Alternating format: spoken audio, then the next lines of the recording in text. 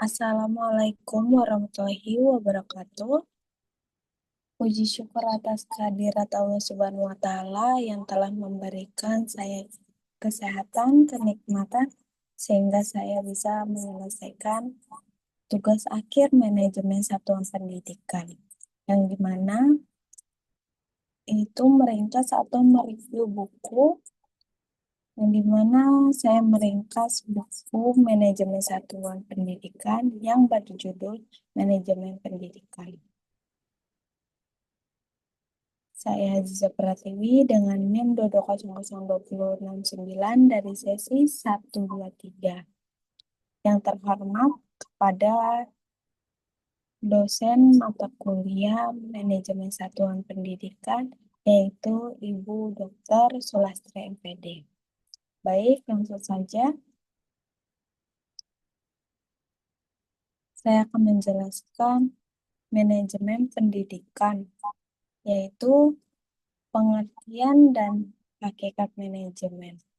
Pengertian dan hakikat manajemen secara umum, itu manajemen merupakan sebuah proses yang bersifat atau mengatur mengelola suatu objek baik bersifat fisik ataupun non-fisik yang dilakukan secara sadar, terencana, dan tersusun secara sistematis untuk mencapai tujuan yang sudah ditetapkan sebelumnya. Dan menurut Mardena tahun 2022 yaitu pertama, pekerja manajemen boleh ditinggalin dengan pekerjaan atau tugas yang dikerjakan yang harus jelas atau mengatur dan mengelola. Yang kedua, sasaran atau objek harus jelas, fisik dan non-fisik. Yang ketiga, proses yang dilakukan secara sadar dan terencana. Yang terakhir, target atau mengarah kepada apa yang menjadi tujuan yang ditentukan. Dalam pengertian dan hakikat pendidikan, yaitu menjadi media yang digunakan untuk mendidik dan mengembangkan setiap potensi yang dimiliki manusia. Pendidikan sejatinya adalah gerbang yang mengantar manusia untuk mengarah kepada peradaban yang tinggi dan humanis yang berlandasan pada keselarasan hubungan antara dengan manusia di lingkungan pendidikan. Manajemen pendidikan juga suatu kegiatan yang berbagi rangkaian yang berisi tentang proses pengelolaan usaha kerja sama berbagai manusia yang tergabung dalam suatu organisasi pendidikan. Fungsi manajemen pendidikan, yang dimana manajemen adalah ilmu yang artinya melaksanakan atau tugas yang harus selalu memperhatikan situasi dan kondisi yang sesuai dengan tujuan yang ditentukan. Yang pertama itu planning, suatu kegiatan yang menentukan tujuan yang hendaknya dicapai selama suatu masa yang akan datang dalam mencapai tujuan. Yang kedua, organizing, yang mengelompokkan dan menentukan berbagai macam kegiatan penting serta memberikan kekuasaan dalam kegiatan yang ingin dicapai. Yang ketiga, staffing, yang dilakukan untuk menentukan perluan sumber daya manusia, mengarah dan penyaringan latihan dan pengembangan tenaga. Yang keempat, motivasi, yang mengarah dan menyalurkan perilaku manusia ke arah tujuan yang akan dicapai.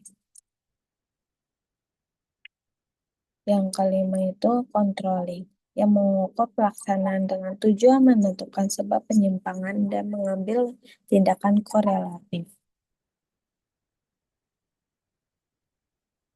Dan selanjutnya itu ada ruang lingkup, yang dimana manajemen kurikulum, yaitu manajemen yang seperangkat rencana dan pengaturan yang mengenai tujuan, isi, dan pelajaran.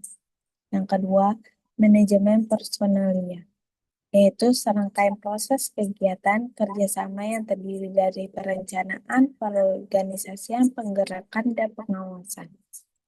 Yang ketiga itu manajemen peserta didik, yaitu manajemen peserta didik yang sebuah upaya untuk menata peserta didik mulai dari pertama manusia sekolah sampai dengan lulus sekolah. Yang keempat itu manajemen sarana prasarana, yang dimana suatu kegiatan yang mengatur dan mengelola prana prasarana pendidikan. Yang kelima, manajemen keuangan dan pembiayaan. Kegiatan atau merencanakan yang mempertanggungjawabkan hal yang berhubungan dengan pengelolaan secara transparan. Yang keenam, manajemen administrasi, yaitu mempunyai peran penting sebagai salah satu kegiatan manajemen yang melihat masa depan. Yang ketujuh, manajemen humas memiliki peran dalam menilai dan menyimpulkan sikap publik yang menyesuaikan keamanan dan prosedur organisasi. Dan terakhir, manajemen layanan khusus. Usaha yang dilakukan tidak secara langsung yang berhubungan belajar mengajar di kelas, yang melainkan sebuah kegiatan yang diberikan pihak sekolah atau pada siswa agar mereka lebih optimal dan melaksanakan proses pembelajaran. Selanjutnya, bab sistem pendidikan nasional. Manusia dan pendidikan itu manusia adalah makhluk yang diciptakan oleh Allah sebagai makhluk sosial yang dibekali akal pikiran untuk berpikir. Manusia makhluk yang dilengkapi dengan akal, pikiran, perasaan, dan keyakinan untuk mempertinggi kualitas hidup di dunia. Dan peran pendidikan dalam membangun manusia tidak dapat dipungkiri oleh siapapun, dikarenakan adanya manusia yang memiliki pendidikan akan memperoleh ilmu dasar, wawasan, pengetahuan, dan keterampilan dalam mengelola, yaitu yang menjalani kehidupan yang damai dalam pendidikan yang besar, berkontribusi dalam membina moral, kesejahteraan, dan membuat anak bangsa yang cerdas yang mempengaruhi kemajuan suatu bangsa. Dasar dan fungsi pendidikan nasional. Dalam pendidikan yang tercantum di Undang-Undang Nomor 20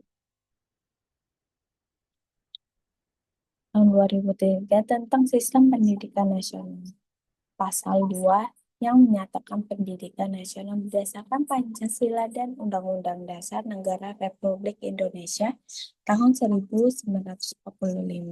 dengan sistem pendidikan nasional yang telah mengatur jalur sesuai dengan Pancasila dan Undang-Undang Negara supaya pendidikan dapat terwujud. Pelaksana sistem pendidikan yaitu negara yang telah menetapkan Undang-Undang Nomor 20 Tahun 2003 tentang Sistem Pendidikan Nasional dan Pasal 3 yang dimana dalam pasal ini menyatakan pendidikan nasional berfungsi mengembangkan, yaitu dengan pendidikan nasional yang berfungsi mengembangkan kemampuan dan membentuk fakta serta peradaban bangsa yang memiliki martabat dalam rangka mencerdaskan kehidupan bangsa dan tujuan yang berkembang dalam potensi peserta didik yang lebih berakhlak, sehat, bertakwa pada Tuhan Yang Maha Esa, berilmu, kreatif, mandiri, dan menjadi warga negara yang demokratis serta bertanggung jawab. Tujuan pendidikan nasional yaitu pertama, manusia yang bertakwa, pemeliharaan diri sendiri, namun tidak perlu pemeliharaan terhadap apa yang tidak ditakutinya. Karena pada dasarnya yang perlu ia takuti itu hanya Allah Subhanahu wa Ta'ala.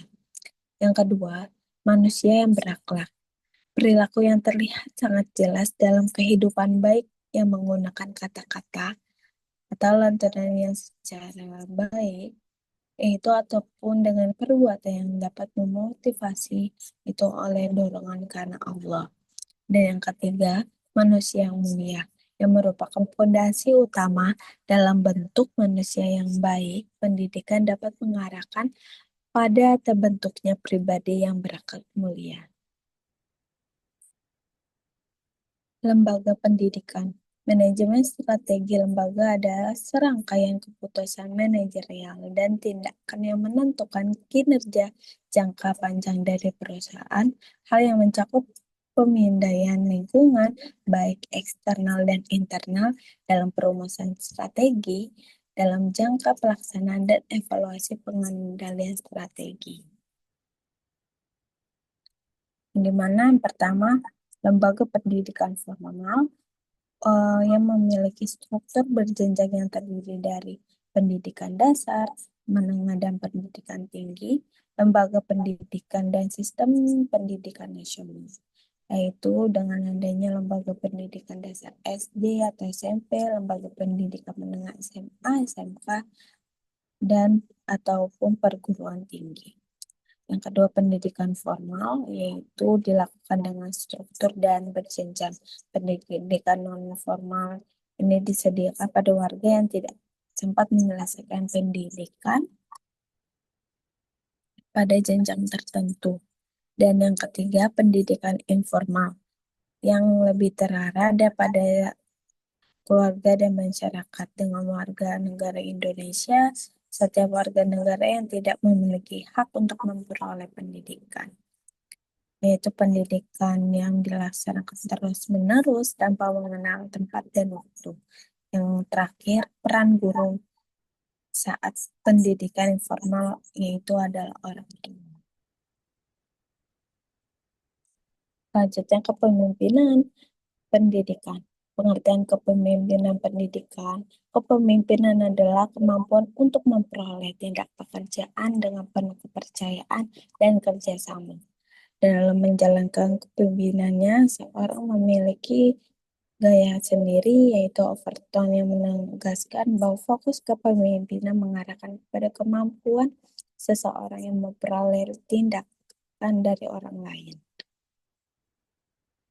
Yaitu selanjutnya kedua, fungsi kepemimpinan pendidikan. Yang pertama, fungsi instruksi yang bersifat komunikasi satu arah,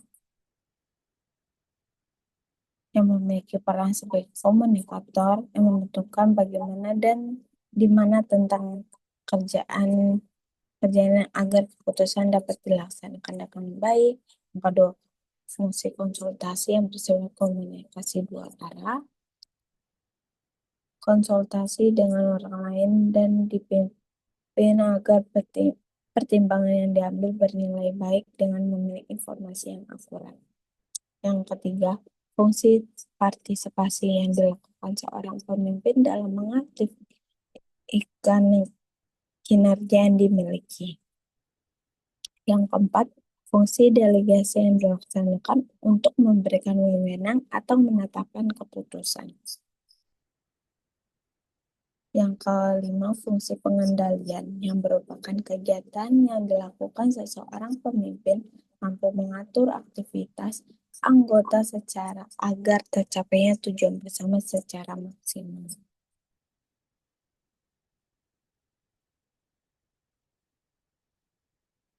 Tipe-tipe kepemimpinan. Yang pertama, tipe kepemimpinan otoriter. Kekuasaan yang ditantang satu orang yang memimpin bertindak sendiri tanpa melibatkan anggotanya. Kedudukan dan tugas anggota yang dianggap tidak membantu pekerjaan, yang sehingga menganggap anggotanya rendah dan tidak mampu berbuat sesuatu tanpa diperintah.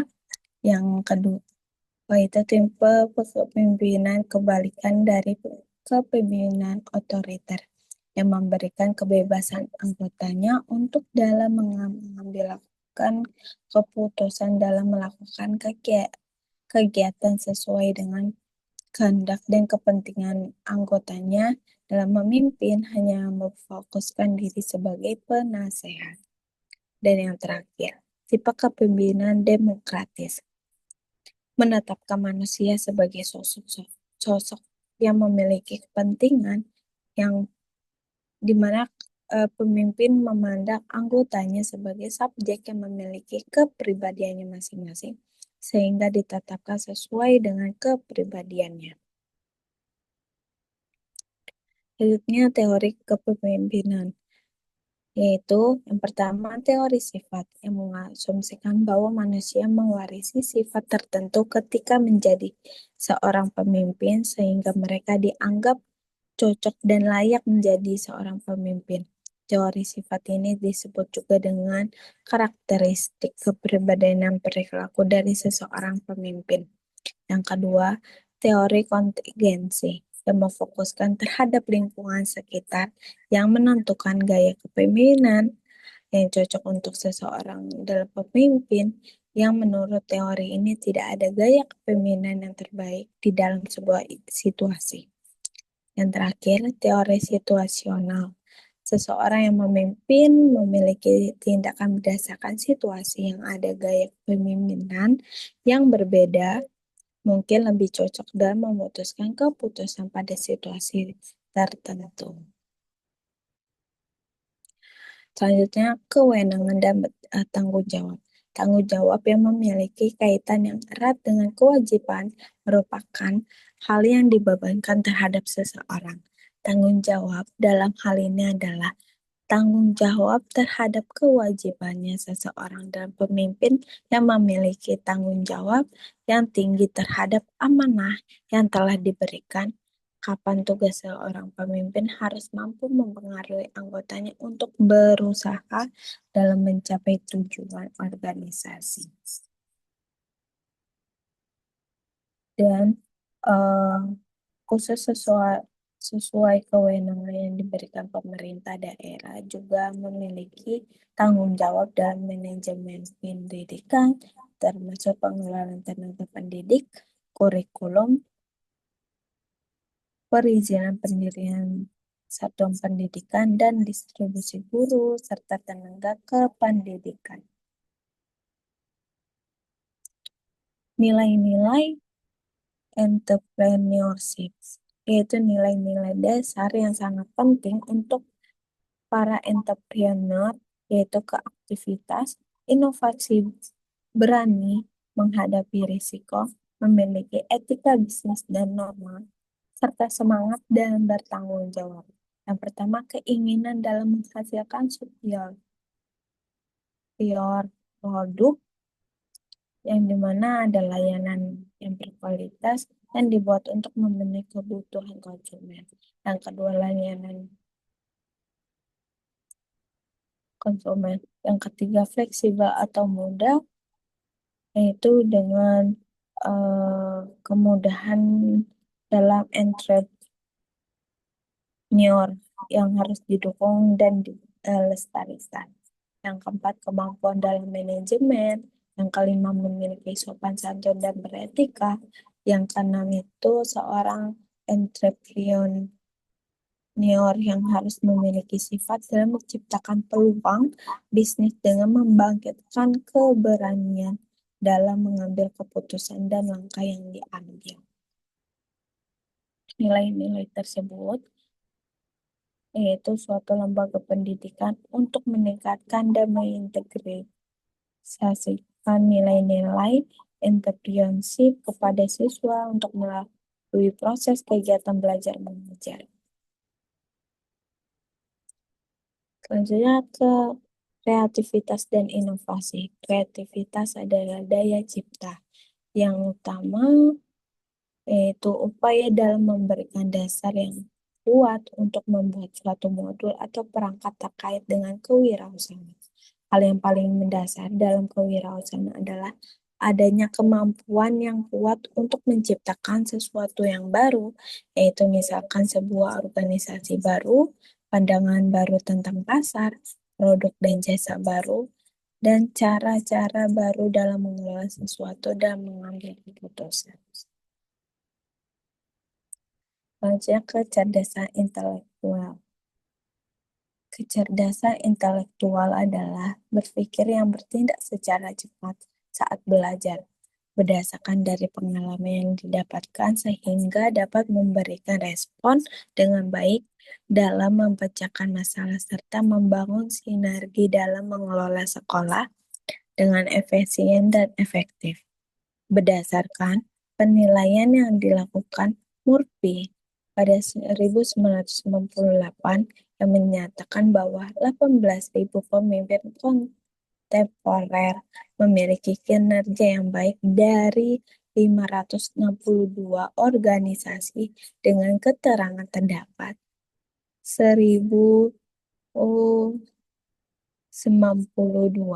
yang dimana pemimpin yang disenangi anggotanya. Dan kecerdasan ini juga memiliki anggota secara tepat dan akurat untuk memiliki kemampuan dan bidangnya dalam bekerja. Memiliki seseorang pemimpin harus mengandalkan kepada anggotanya untuk bekerja sama secara tim. Dan kecerdasan kepemimpinan juga merujuk kepada kemampuan seorang pemimpin untuk mengelola aspek intelektual, emosional, sosial, dan spiritual dalam memimpin orang lain secara efektif.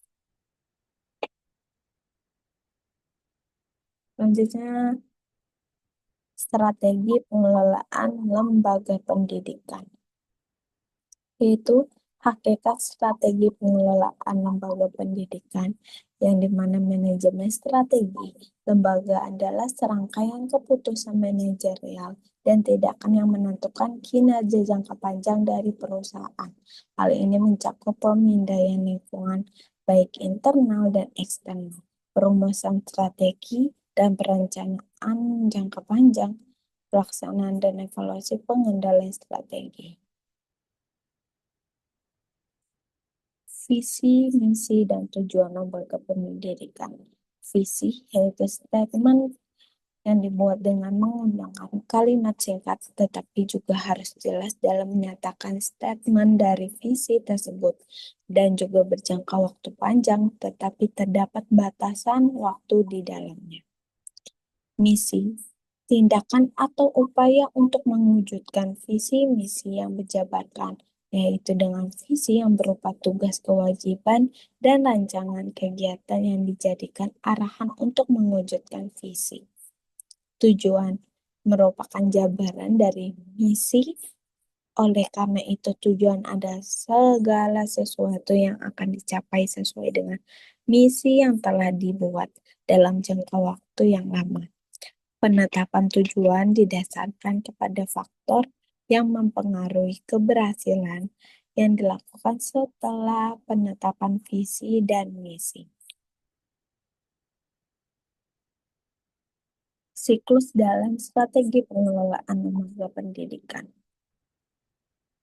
Dalam melakukan pengelolaan lembaga pendidikan untuk mencapai target dan tujuan diarahkan kepada perspektif manajemen, maka lembaga pendidikan perlu memperhatikan sumber daya organisasi dalam bidang finansial, sarana prasarana, sumber daya manusia, dan lainnya yang diperlukan untuk mencapai tujuan lembaga yang diinginkan. Planning atau perencanaan adalah kegiatan seluruh proses dan penentuan secara matang dan pastinya akan dikerjakan untuk masa yang akan datang dalam rangka mencapai tujuan yang telah ditetapkan. Poin D, faktor-faktor dalam pengelolaan lembaga pendidikan, yaitu strength, kekuatan, ada kelebihan yang dimiliki sekolah setiap sekolah.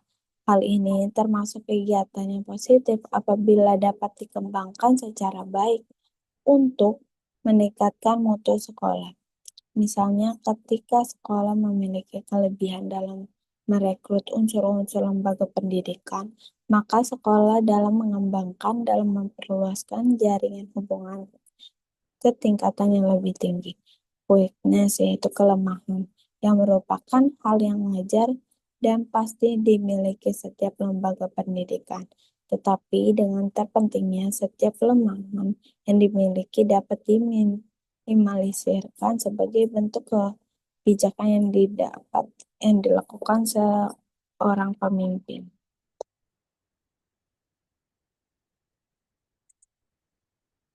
Poin E, berpikir sistematis dan holistik. Menurut Arifan, di dalam Nur Haida Selian Hafializa, Kemas Imron Rosadi, bahwa berpikir tidak hanya berpusat atau mengarah kepada aktivitas otak saja, tetapi melibatkan seluruh pribadi dan hendaknya manusia dalam bertindak. Proses berpikir tidak membatasi tentang suatu keinginan yang dilakukan, tetapi melakukan proses dan adanya dampak yang menghasilkan sesuatu. Menurut Hidayatno, menyatakan adalahnya berpikir termasuk kepada sebuah aktivitas yang dilakukan oleh otak dengan usaha yang memperoleh pengetahuan.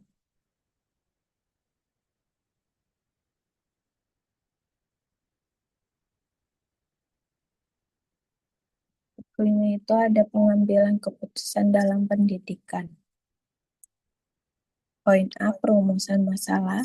Keputusan dan kebijakan adalah alat yang digunakan dalam mencapai tujuannya, yaitu menjadi sekolah sebagai lembaga yang memiliki standar pendidikan.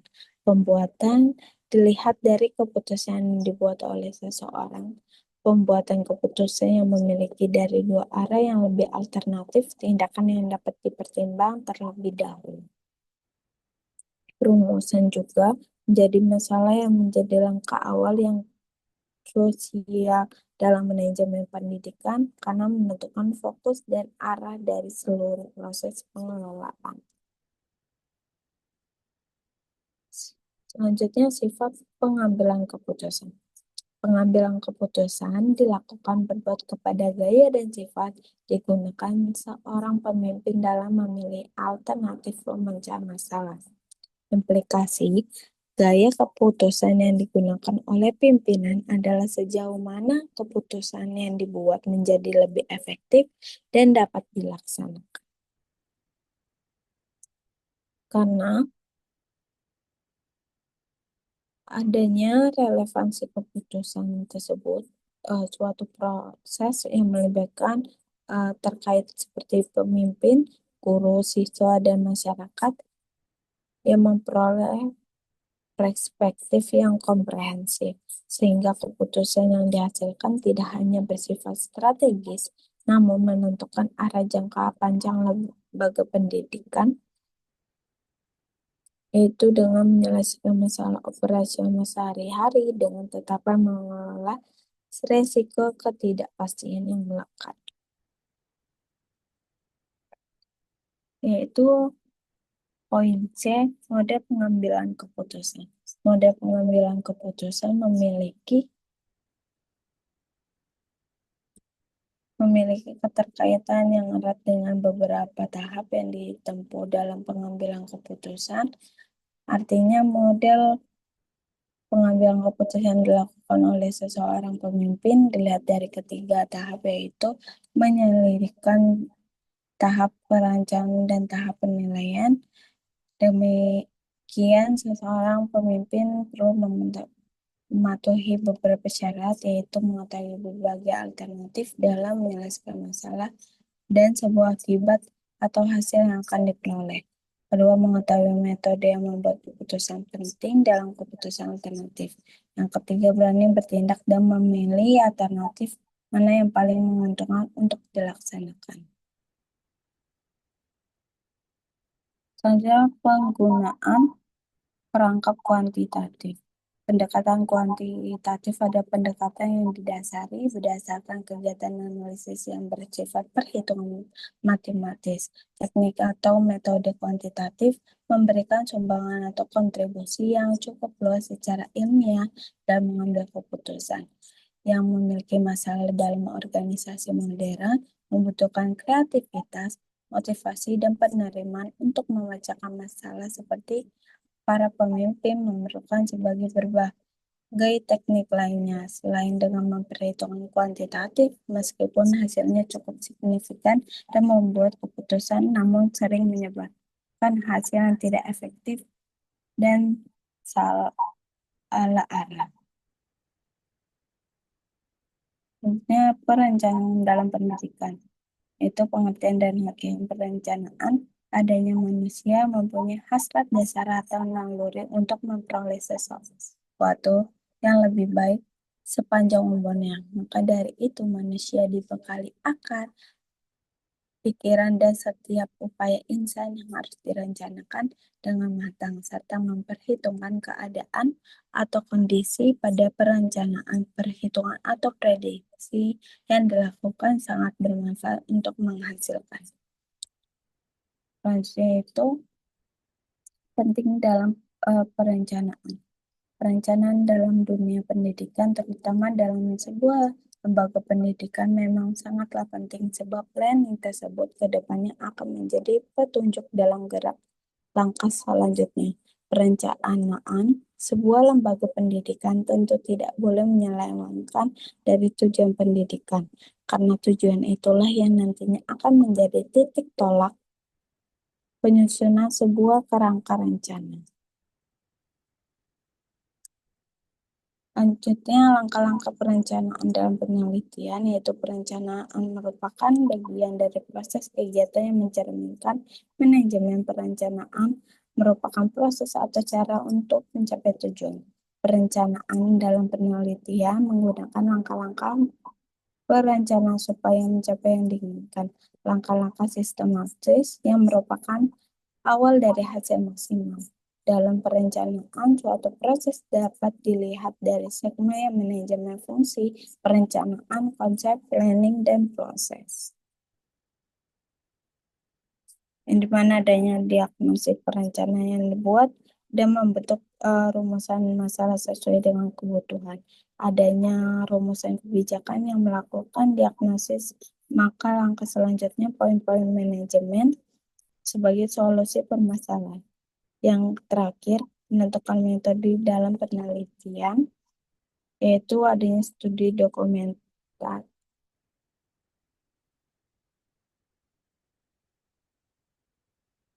Nah, bab selanjutnya, total quality management dalam pendidikan. Menurut Vincent, Gateway, total quality management adalah yang dapat didefinisikan sebagai semua aktivitas dari fungsi manajemen secara keseluruhan yang menentukan kebijakan, kualitas, tujuan, dan tanggung jawab, serta mengimplementasikan melakukan alat perencanaan kualitas, yaitu quality planning, pengendalian kualitas, quality control, jaminan kualitas, quality asuransi, dan peningkatan kualitas, yaitu quality improvement, yang dimana menurut Edward Sellis yang menyatakan bahwa ah, total quality management yaitu perbaikan terus-menerus yang memberikan alat praktis bagi institusi pendidikan untuk memenuhi pelampauan harapan dalam anggota organisasi dalam pada proses yang berkelanjutan. Selanjutnya, pengertian dan urgensi. Dalam pendidikan, yaitu menurut Vicky dan Bartnes sebagai dikutip Putu Yulia Manajemen, mutu total adalah sebuah pendekatan baru di dalam sebuah manajemen mutu. Manajemen mutu total yaitu definisikan sebagai pendekatan manajemen organisasi yang berpusat kepada kualitas yang berdasarkan partisipasi dan kerjasama semua anggota yang memiliki tujuan kesuksesan jangka panjang melalui kepuasan pelanggan serta memberikan manfaat untuk organisasi dan masyarakat.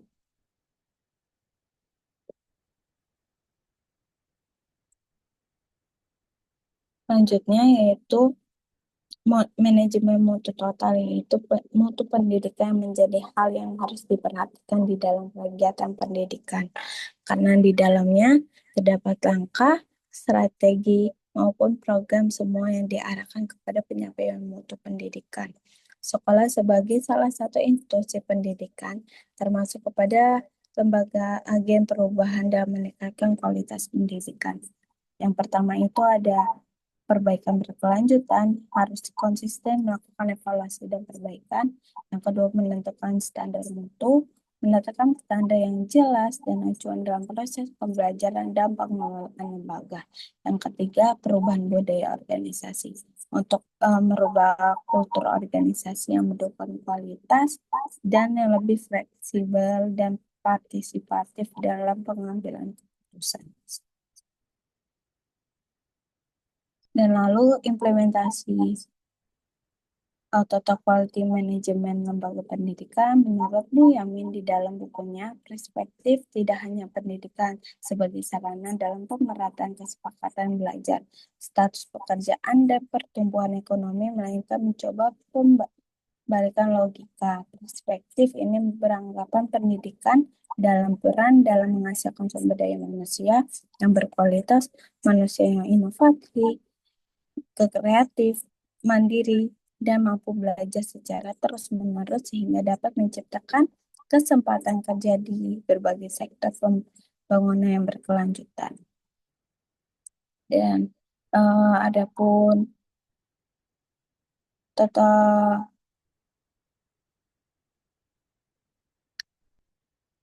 itu menurut Anissa pada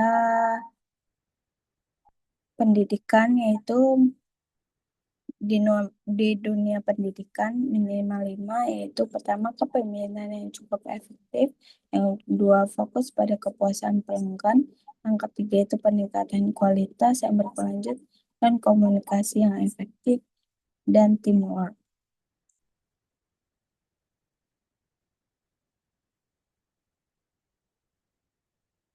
Selanjutnya pengembangan SDM pendidikan, sumber daya manusia pendidikan, pendidikan yang merupakan hal yang sangat penting bagi kehidupan untuk mengembangkan potensi diri dari manusia serta meningkatkan kualitas sumber daya manusia, kemampuan dan terpadunya dari daya pikiran fisik yang dimiliki oleh tenaga pendidikan dan kependidikan yang merupakan salah satu kinerja dalam sumber daya manusia. Perilaku yang dimiliki serta sifat yang ada pada SDM pendidikan ditentukan oleh keturunan dan lingkungannya. Selain pengertian dan tujuan pengembangan sumber daya manusia pendidikan, menurut Sukawati pada tahun 2020, SDM adalah ilmu dan seni yang mengelola penghubungan kerja dan peran secara efektif dan efisien untuk mencapai tujuan bersama organisasi, karyawan, dan masyarakat, sehingga SDM memiliki kewajiban untuk memahami semakin kompleks perubahan yang selalu terjadi dalam organisasi lingkungan, mengantisipasi perubahan, baik perubahan ilmu, pengetahuan, dan